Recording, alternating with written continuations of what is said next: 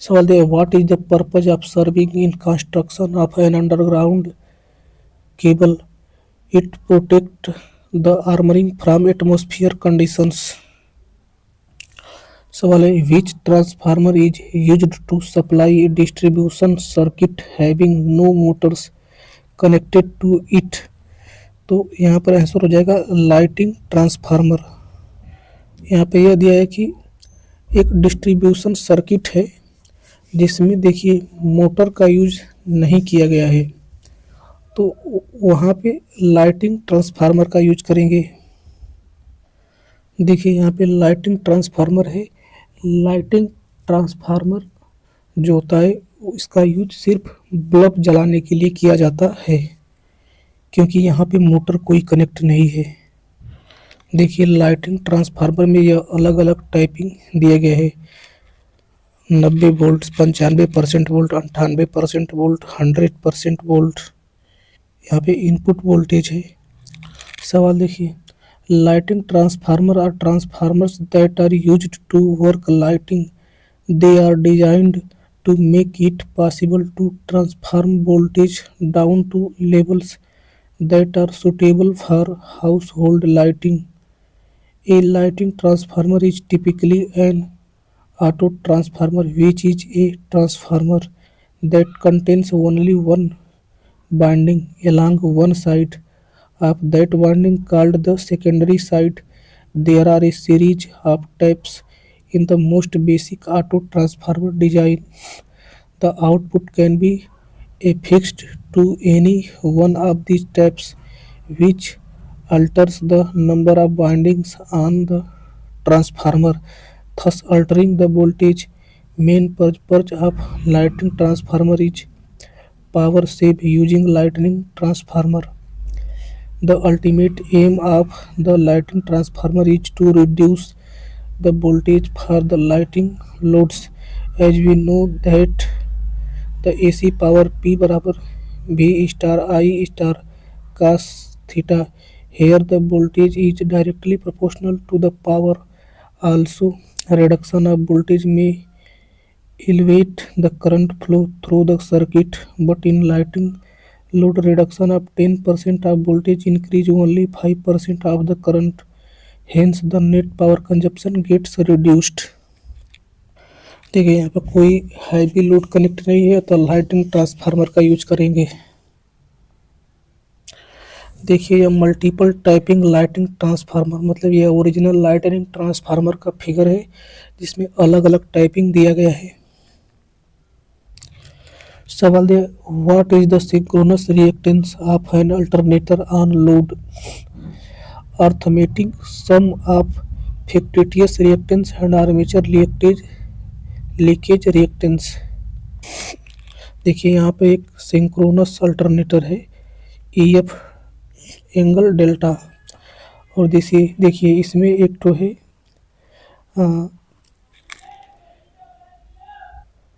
Transmission line का inductance JXAR है और देखिए लीकेज रिएक्टेंस का मान JXL है। JXAR का मान 2 ओम तथा JXL का मान 0.02 ओम है तथा यहाँ पे रेजिस्टेंस RA का मान दिया है 0.05 ओम तथा लोड दिया है V, लोड के क्रॉस वोल्टेज V एंगल 0 अंश। तो पूछेगा कि इसमें टोटल रिएक्टेंस क्या है, तो देखिए दोनों रिएक्टेंस ही है अथवा दोनों का हम लोग यहाँ पर अर्थमेटिक सम करेंगे मतलब 2 + 0.02 ओम यानी 2.02 ओम एक्सेस का मान आ जाएगा। यहाँ पे देखिए वेक्टर सम नहीं करेंगे, यदि वेक्टर सम करेंगे तो यह गलत हो जाएगा। वेक्टर सम तब करते हैं जब यदि कैपेसिटेंस का रिएक्टेंस दिया हो, कैपेसिटेंस के रिएक्टेंस में यदि इंडक्टेंस के रिएक्टेंस को जोड़ना हो अथवा रेजिस्टेंस में जोड़ना हो तब वेक्टर सम करते हैं। सवाल दिया है equivalent circuit for the cylindrical rotor alternator. सवाल दिया है what is the condition in which grid is intentionally are accidentally disconnected from the distribution system, but the distribution system continue to feed the local loads called islanding।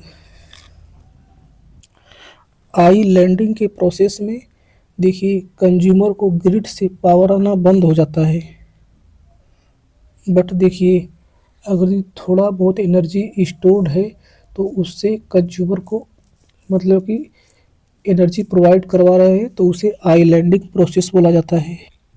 देखिए इसके बारे में, the condition in which A distribution system is intentionally और accidentally disconnected from the main grid but continue to feed local loads is called islanding. These terms refer to the isolated section of the grid that is operating independently, often supplied by local generator such as distributed energy resources DER like solar panel or wind turbines. Islanding can be either intentional, such as in a microgrid designed to operate during a blackout, or unintentional, which is generally considered a safety hazard for utility worker and can cause damage to equipment, root case protection, tripping. दूसरा maintenance operation. तीसरा line अथवा cable breakup, building site machines. पांचवा failure detected by the grid which result in switch opening that is not detected by the inverter और protection devices.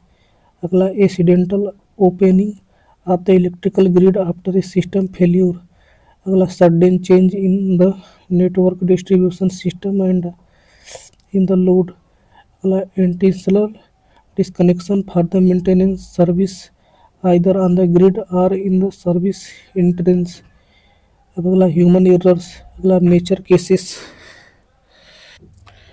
देखिए conductor में conduction band तथा balanced band के अंतर्गत कोई मतलब कि गैप नहीं होता है, दोनों ओवरलैप करते हैं। सेमी कंडक्टर में देखिए 1 इलेक्ट्रॉन वोल्ट का गैप होता है तथा इंसुलेटर में 5 इलेक्ट्रॉन वोल्ट से अधिका का गैप होता है। तो सवाल दिया, the energy gap between balance band and conduction band in insulator is 15 electron volt हो जाएगा। देखिए doping, the process of adding of impurities into pure semiconductor. देखिए doping increases then carrier concentration increases. देखिए यहाँ पे एक सेमीकंडक्टर मटेरियल सिलिकॉन और gallium germanium है। देखिए जब सिलिकॉन अथवा जर्मेनियम में ट्राईवैलेंट इम्प्योरिटीज बागी जैसे बी से बोरान, अल से अल्युमिनियम, जी से गैलियम, आई से आयन से इंडियम, इनको मिलाते हैं तो इससे पी टाइप सेमीकंडक्टर बनता है जिसको एक्सेप्टर बोलते हैं। अब देखिए यदि पेंटावलेंट इम्प्योरिटीज मिलाते हैं सिलिकॉन अथवा जर्मेनियम में, जैसे फास्फोरस अथवा आर्सेनिक अथवा एसबी अथवा बीआई बिस्मथ, तो उसे एन टाइप सेमीकंडक्टर बनता है जिसे डोनर बोला जाता है। मतलब यहाँ हो जाएगा answer phosphorus, arsenic, SB, bismuth. सवाल है एन प्रकार के सेमीकंडक्टर में होते हैं। तो देखिए इमोबाइल पॉजिटिव आयन। देखिए पी टाइप सेमीकंडक्टर मटेरियल जो होता है उसमें होल तो होते ही हैं, इसके साथ साथ इमोबाइल नेगेटिव आयन भी होते हैं जिसको देखिए बड़े गोले में माइनस चिन्ह के साथ बनाया गया है।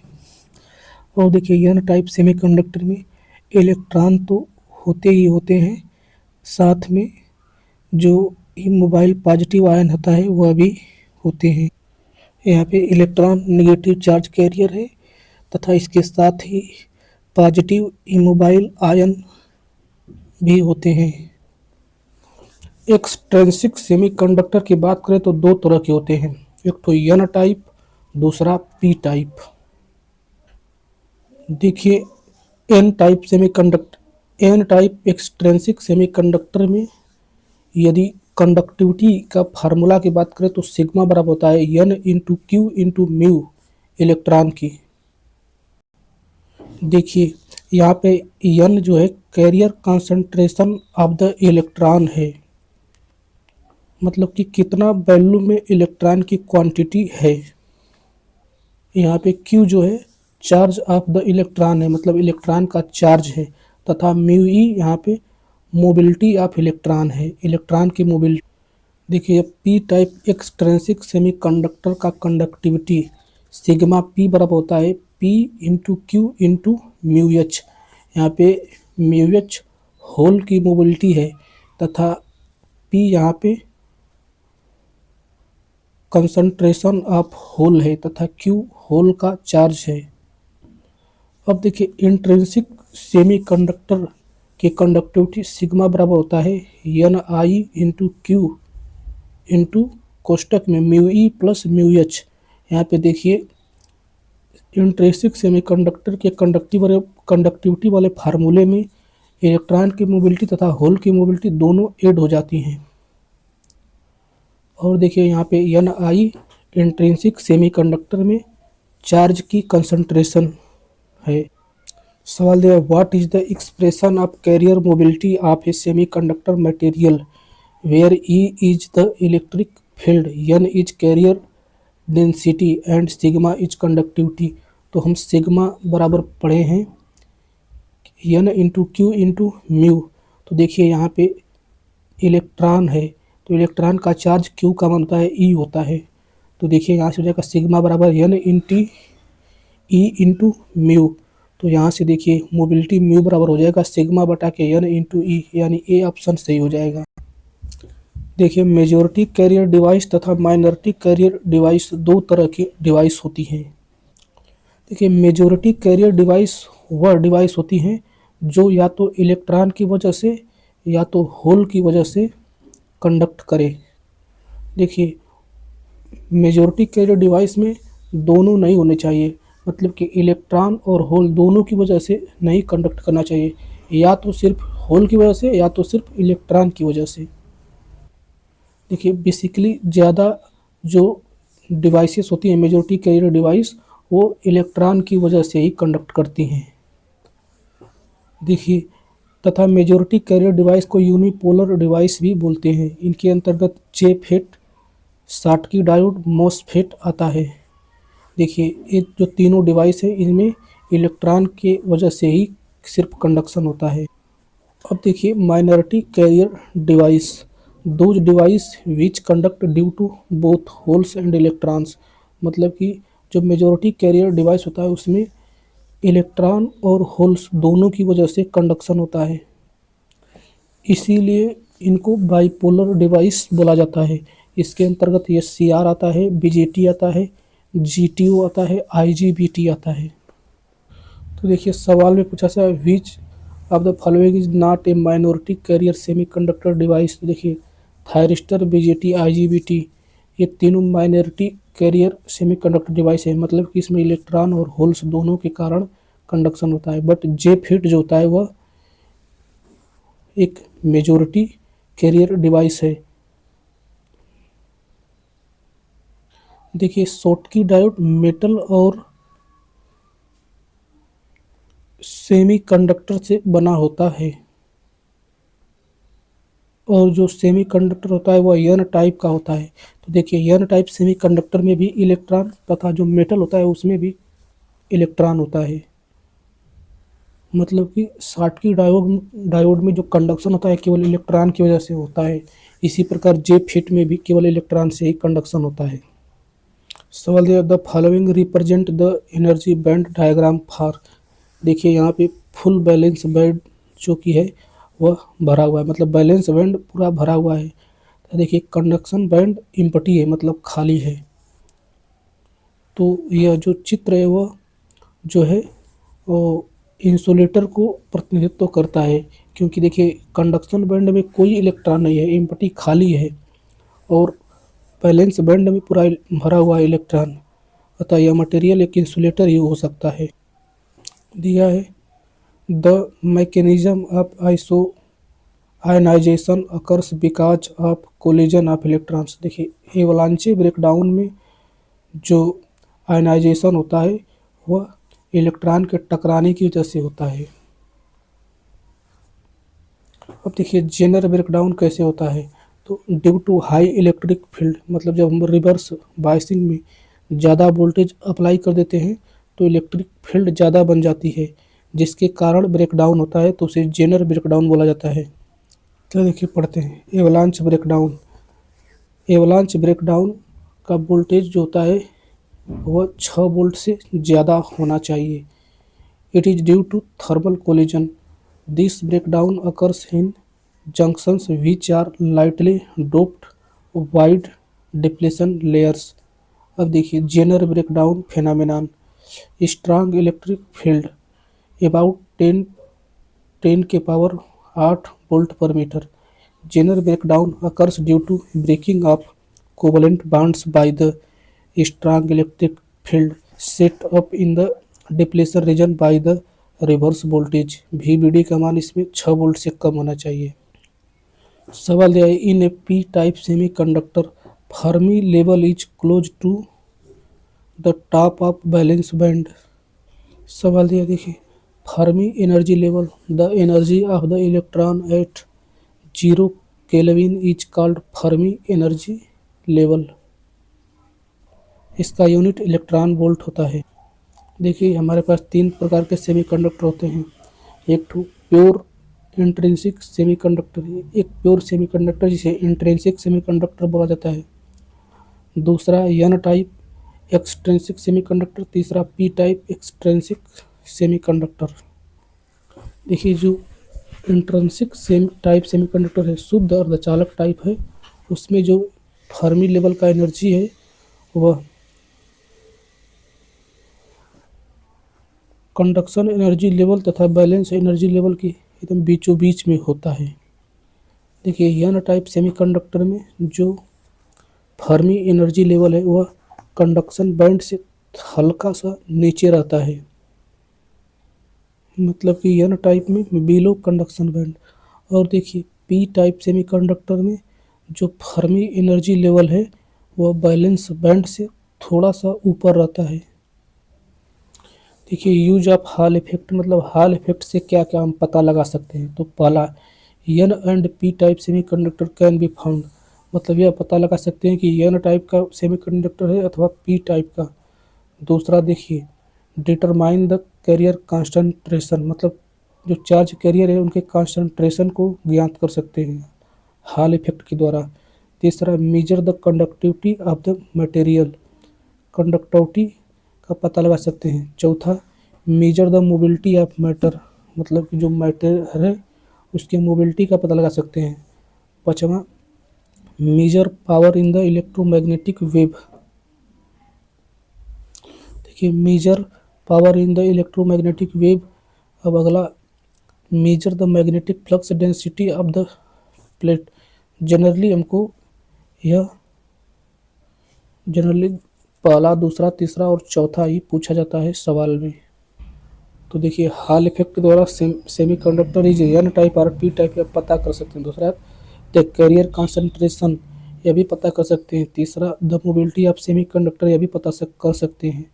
The atomic concentration of semiconductor, इसको पता नहीं कर सकते हैं। सवाल दिया at room temperature the current in intrinsic semiconductor is due to.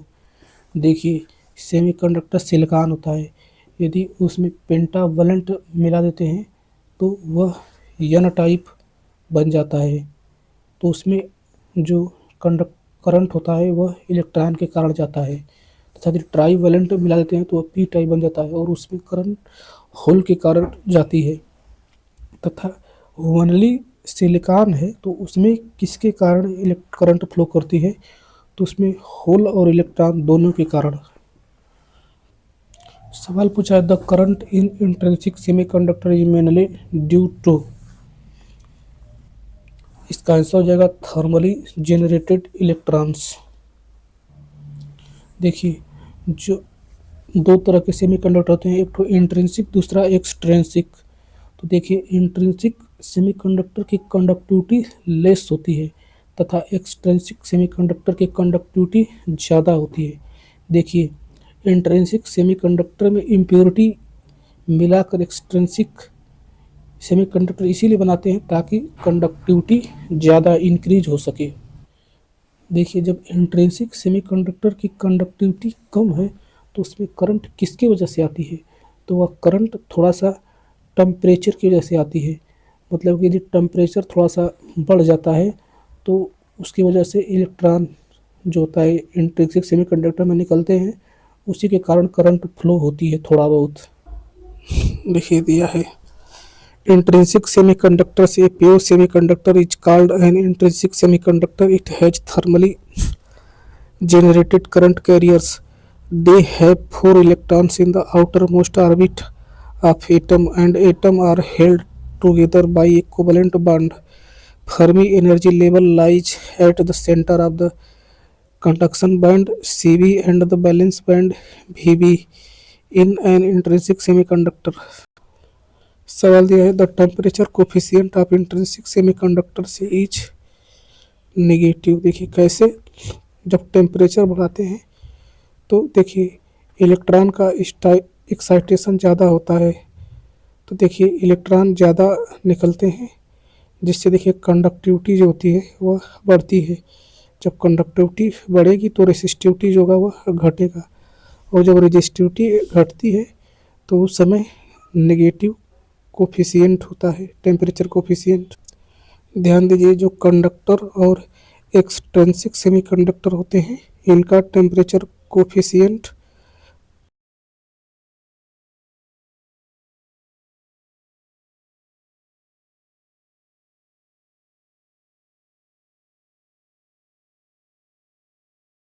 सवाल दिया है, the leakage current in the transistor. देखिए leakage current also known as minority carrier current, thermally generated current, reverse saturation current. देखिए leakage current reverse biasing के दौरान आती है। जब डायोड के क्रॉस हम रिवर्स बायस वोल्टेज अप्लाई करते हैं तो उसमें कुछ न कुछ लीकेज करंट आती है। जो लीकेज करंट होती है वह टेम्परेचर पर डिपेंड करती है। देखिए जो लीकेज करंट होती है उसे रिवर्स सैचुरेशन करंट भी बोला जाता है। जितना ज़्यादा टेम्परेचर बढ़ाएंगे उतना ही माइनॉरिटी चार्ज कैरियर बढ़ेंगे और उतना ही ज़्यादा लीकेज करंट फ्लो होगी। Leakage current I note T2 बराबर आई नोट T1 गुणे के 2 के पावर T2 माइनस T1 बटा के 10। और देखिए leakage current increases by 7% for increases 1% of temperature. मतलब टेम्परेचर यदि 1% बढ़ाएंगे तो 7% लीकेज करंट बढ़ जाएगी, तथा यदि 10 अंश सेल्सियस ताप को बढ़ा देते हैं तो लीकेज करंट दोगुनी हो जाती है। तो सवाल दिया है, the leakage current in transistor doubles for every 10 अंश सेल्सियस राइज इन टेम्परेचर। सवाल दिया, what is the order of reverse current in A silicon diode.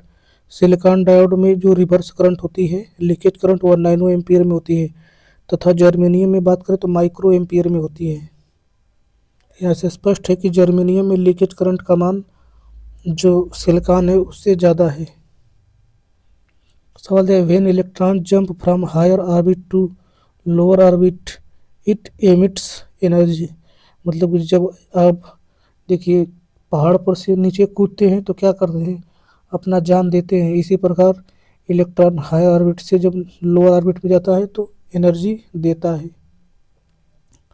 जैसे देखिए यहाँ पे देखिए जो पहला वाला फिगर है उसमें देखिए, इसमें देखिए देखिए न्यूक्लियस है, और देखिए क्या incoming photon is observed by stone. देखिए लोअर एनर्जी है, एक्साइटेड स्टेट है, इलेक्ट्रॉन है, incoming photon is observed by atom.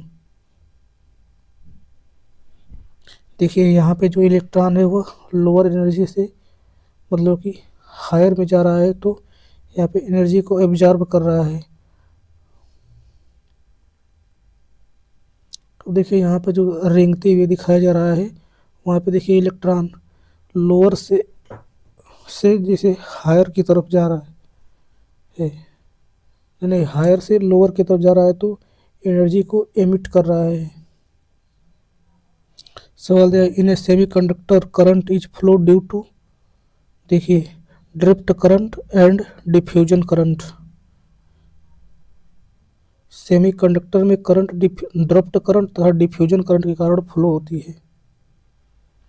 सवाल है विच मटेरियल में also be considered a semiconductor element. तो देखिए ग्रुप 4 के जो तत्व पाए जाते हैं उन्हें सेमीकंडक्टर एलिमेंट बोला जाता है। तो इसके अंतर्गत देखिए कार्बन आता है, सिलिकॉन आता है, जर्मेनियम आता है और एसएन टीन आता है तथा पीबी लेड आता है। तो यहाँ से आंसर हो जाएगा कार्बन। ध्यान दीजिए जो यहाँ पे टीन और लेड हैं ये सेमीकंडक्टर के अंतर्गत नहीं आएंगे बल्कि ये मेटल के अंतर्गत आएंगे। देखिए energy band gap easy proportional 1 by temperature, मतलब कि ताप को बढ़ाएंगे तो एनर्जी जो बैंड गैप है वह घटेगा। जैसे कि देखिए 0 केल्विन टेम्परेचर पर जर्मेनियम का energy band gap 0.785 electron volt है। अब देखिए यदि टेम्परेचर को 300 केल्विन कर दिया जाता है तो उस समय एनर्जी बैंड गैप घटकर 0.72 इलेक्ट्रॉन वोल्ट हो जाता है। उसी प्रकार सिलिकॉन की बात करें तो 0 केल्विन पर 1.21 इलेक्ट्रॉन वोल्ट तथा यदि 300 केल्विन टेम्परेचर को बढ़ा दिया जाता है तो बैंड गैप 1.1 इलेक्ट्रॉन वोल्ट हो जाता है। इसी प्रकार देखिए गैलियम आर्सेनाइड का 0 केल्विन पर बैंड गैप 1.52 इलेक्ट्रॉन वोल्ट है तथा 300 केल्विन बढ़ा देने पर टेम्परेचर 1.42 इलेक्ट्रॉन वोल्ट हो जाता है। तो देखिए यहाँ से सबसे ज़्यादा एनर्जी बैंड गैप, देखिए सबसे कम एनर्जी बैंड गैप की बात करें तो सिलिकॉन का होता है, उसके बाद जर्मेनियम का होता है, उसके बाद डायमंड का होता है। देखिए डायमंड तो इंसुलेटर है इसलिए उसका एनर्जी बैंड गैप सबसे ज़्यादा होगा। कब देखिए mobility of charge carrier it is dropped velocity per unit electric field unit metre square per volt second. It defined how fast the charge carrier travels from one place to another and is given by mu बराबर V upon E, where V dropped velocity E electric field. देखिए electron की mobility सबसे ज़्यादा germanium की होती है 3800 centimetre square per volt second तथा देखिए उससे कम सिलिकॉन का मोबिलिटी होता है 1300 centimetre square per volt second तथा देखिए सबसे ज़्यादा जो मोबिलिटी होती है वह जर्मेनियम आर्सेनाइड का होता है, गैलियम आर्सेनाइड का होता है। इसका मोबिलिटी 5600 से लगभग 8500 centimetre square per volt second होता है। अब देखिए जर्मेनियम में होल की mobility 1800 centimetre square per volt second होती है तथा सिलिकॉन में होल की mobility 500 centimetre square per volt second होती है तथा गैलियम आर्सेनाइड में होल की mobility 400 centimetre square per volt second होती है। तो देखिए यहाँ से हो जाएगा इलेक्ट्रॉन की मोबिलिटी सिलिकॉन में सबसे ज़्यादा 1300 centimetre square per volt second तथा जर्मेनियम में 3800 तथा सबसे ज़्यादा गैलियम आर्सेनाइड 8500।